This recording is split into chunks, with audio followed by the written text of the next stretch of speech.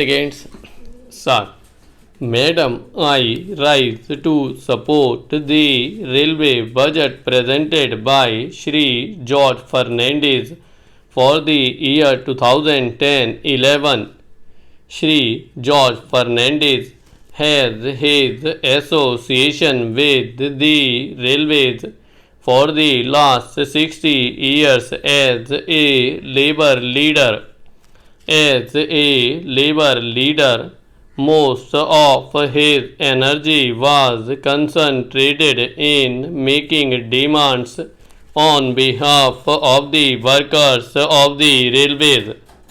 Now he has been put in a position to look after the affairs of the railways as also the well-being of the workers who are working with the railways. Since he is at the helm of affairs, since he was a labor leader, and his words carry weight with the workers, I hope under his stewardship the workers of the railways would perform better, would do their jobs better, and would see that the railways perform better. In this way, not only would the railways satisfy the people who travel, but also the functioning of the railways in general would improve. The Indian Railways are the biggest network in the whole of Asia and the second largest in the world. Not only the Indian Railways are big in size, but their problems are also big in proportion to their size, and the things that the people want the Indian Railways to do for them are also big. Sir, Mr. Fernandez on the 2nd of February had come out with a status paper wherein he has given the current position of the Indian Railways, the problems that the Indian Railways are facing, and also the innumerable demands, including the demands for providing employment on a large scale in the railways to the unemployed. I hope that in the discussion on the railway budget, the participants would offer some constructive, useful and practical suggestions. Mr. George Fernandez, when he had to prepare and present his budget, had very little time to do that, probably less than 100 days. But even within that short period, sir, he has come out with some new ideas, with a new approach with regard to the functioning of the railways. He has laid emphasis in the budget on modernization, on energy conservation, and on computerization wherever it is necessary. Though he has expressed his helplessness in providing more jobs to the unemployed in the railways, he has tried to generate jobs outside the railways with the help of the railways. It may relate to afforestation, and things like that. He has extended the computerization of bookings from the present 4 metropolitan cities to 5 more cities, among which Bengaluru is included. Whenever an air accident takes place, the compensation that is paid is very high.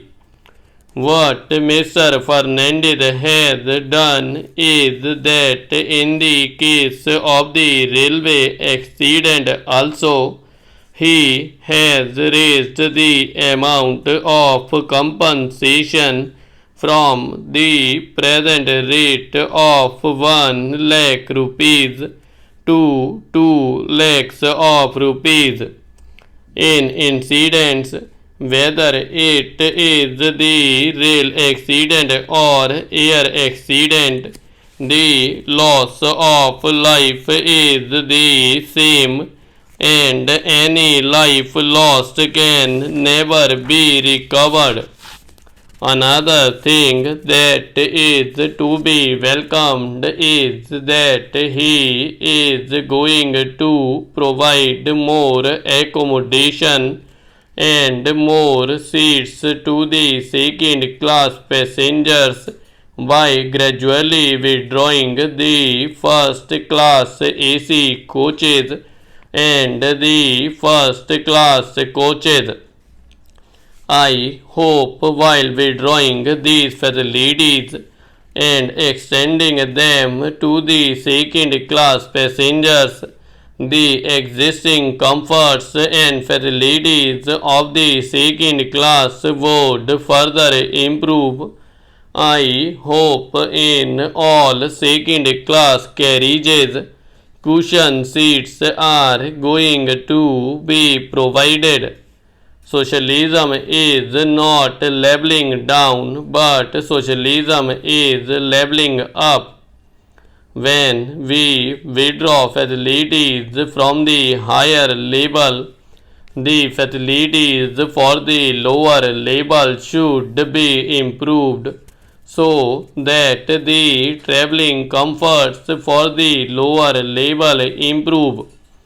Another innovative idea that Sri George Fernandez has thought of amidst the constraint of resources is financing the West Coast Railway line, which is popularly called the Konkan Railway line. This railway line was initiated when Professor Madhu Dhanvade was the railway minister about 12 years ago. Once that government went out of power, this scheme got put into cold storage.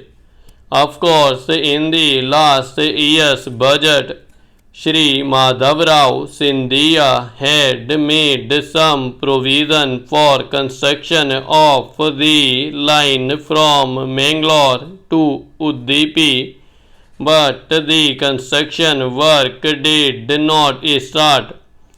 Now, Shri George Fernandez has come out with a novel idea of associating the states which are going to benefit out of it with Maharashtra, Goa and Karnataka by raising certain contributions from these three states, by raising certain contributions from the public and certain contributions from the railways, as well as from the general exchequer.